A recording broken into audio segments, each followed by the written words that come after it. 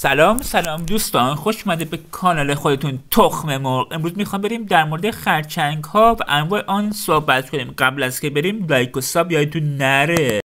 خرچنگ ها وزیر مجموعه سخت‌بوسانن، دارای 8 پا و 2 دستن. دست آنها چنگک گفته میشه. تمامی اقیانوس های جهان پیدا میشن. راحتی میتونن در آبهای شیرین شور یا در مناطق ساحلی گرم سیر زندگی کنن. از این حیوان حدود 850 گونه در دنیا موجوده. رنگ‌های بسیاری داره. رنگ نارنجی، قرمز، مشکی، قهوه‌ای، خرچنگ اشباح. این خرچنگ به دلیل بی‌رنگی بدنش به این نام معروفه. خرچنگ‌ها همه چیز می‌خورن. ترکیب از انواع مثل جلبک، گیاها، ماهی‌های کوچک، انواع باکتری‌ها، نرم‌تنان ساحلی یا انواع سخت‌پوستانی که جثه آنها کوچکتر حیوان باشه. همچنین از پسمانده‌های غذا انسان هم می‌خوره. طول عمر این حیوان بسیار بالاست. تا 100 سال هم میتونه عمر کنه. تخم‌ریزی این حیوان وسط‌های بهاره.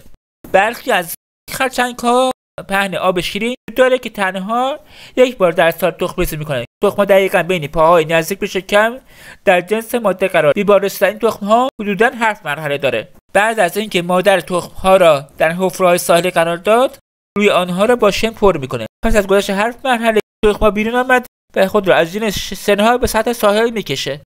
انواع خرچنگ‌ها. خرچنگ عنکبوتی ژاپنی یکی از انواع نژادهای این حیوانه که جزء گل‌پیکرترین هاست. پاهایی به طول 4 متر یا بیشتر نیز برای خود داره. به این دلیل به او لقب عنکبوت دادن. پاهای بلند او باعث میشه تا این حیوان به هنگام راه رفتن طوری شبیه به عنکبوت گل‌پیکر داشته باشه. تنها در آبهای ژاپن به چشم میخوره. نعل اسبی بعد به 300 میلیون سال پیش میرسه. نقش بسیار مفیدی برای تولید انواع داروها و بوم‌شناسی داد. در دهه 70 میلادی استفاده از خون آبی رنگ این نژاد در تولید انواع داروها روی کار آمد. امروز به دلیل استفاده بیش از حد این حیوان در حال انقراضه. خرچنگ نارگیل میتونه تا 1 متر قد داشته باشه. آنها میتونن از حداقل تا 30 کیلوگرم را به راحتی بلند کنن. دلیل اینکه اسمش نارگیله که آنها به راحتی از درخت‌های نارگیل بالا رفته از آن تغذیه میکنن. خرچنگ گوشه‌گیر زاویه خلاف دیگر خرچنگ‌ها دارای شکمی نرمه. او برای دفاع از پوسته حیوان پناه میبره که باعث میشه تا با بزرگ شدن اندازه بدنی خود همواره در حال تغییر پوسته باشه و به دنبال پوسته جدید بگرده. شبگرد به لاشه‌خوری معروفه.